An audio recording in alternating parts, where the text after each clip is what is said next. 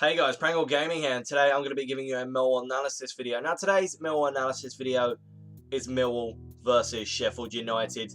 This was a very interesting game, and it was actually Chris Taylor's second debut for the club, and he definitely wanted to make this count as he played fantastic in this game. Anyway, let's get into actually what happened in this game. Now the first chance I'm going to be talking about is actually the Chris Taylor goal. Yes, he scored within under 3 minutes. Around about 2 minutes in the game, as Morrison had the ball out wide. He then played a ball across the bottom, a very good low cross.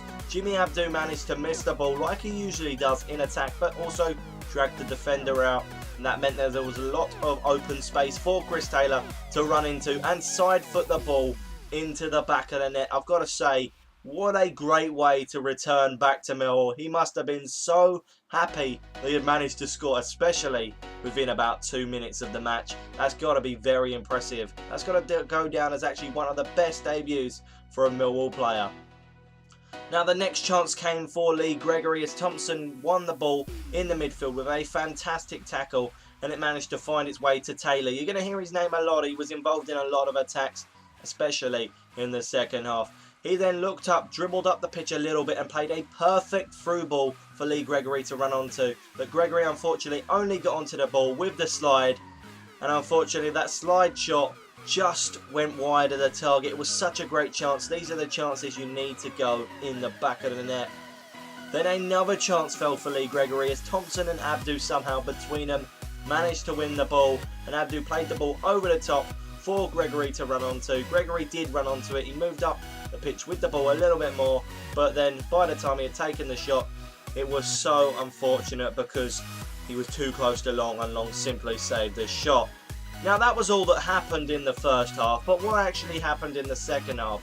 Well, let's find out. Now in the first half, it was a lot about us attacking, but Sheffield United definitely came back in the second half. And with their first chance of the second half, it was actually fantastic.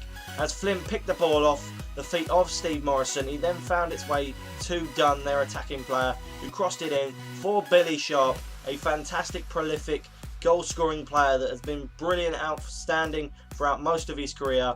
He connected with the ball, and I'm glad to say Archer managed to save it very easily. It was straight at Archer.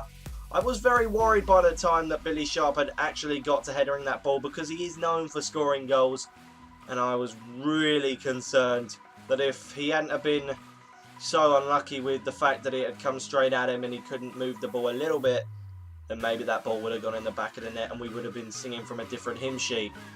Anyway, the next chance comes in for Millwall as Ferguson played a corner short to Chris Taylor, who twisted and turned about 4 times.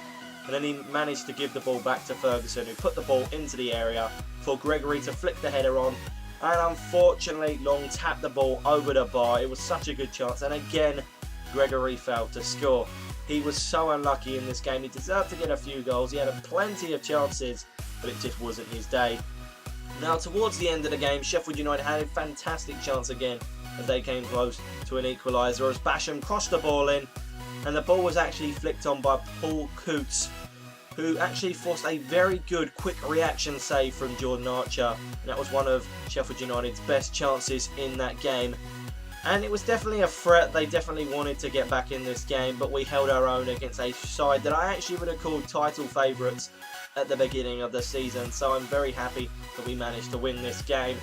Now in this game, as I said, Gregory could have scored plenty of chances. It was an if but maybe game for him. He could have got plenty of goals. He definitely deserved to, but unfortunately for him, he didn't, and maybe on another day he might. He is quite close to getting the top goal scorer. He needs to score around about 6-7 goals, and I'd say maybe he might be able to get it this season, but who knows. Now, I really have to comment on how great Taylor was. It was great to see him back.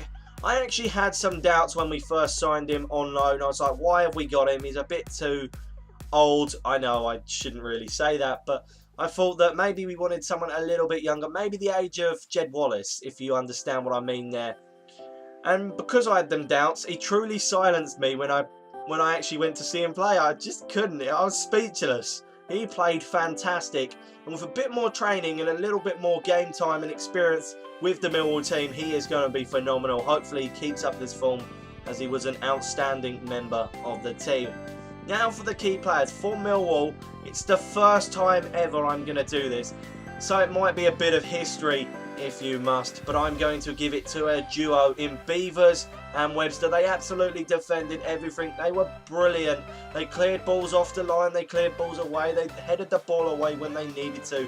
They are becoming a fantastic team. It's going to be really hard to put Tony Craig back into that squad, because he really doesn't fit in when you've got the two phenomenal defenders like that, especially performing almost every single week. Now for Sheffield United, it pains me to say this, where I'm going to have to go with Salmon.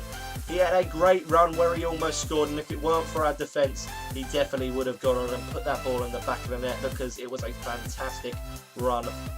Because he's very strong, he caused Beavers and Webster so many issues, and he did manage to put the ball in the back of the net, but it was offside, and I was very happy that that happened, because Salmon, let's be honest, he isn't one of my favourite players, and he's not really anyone else's favourite player.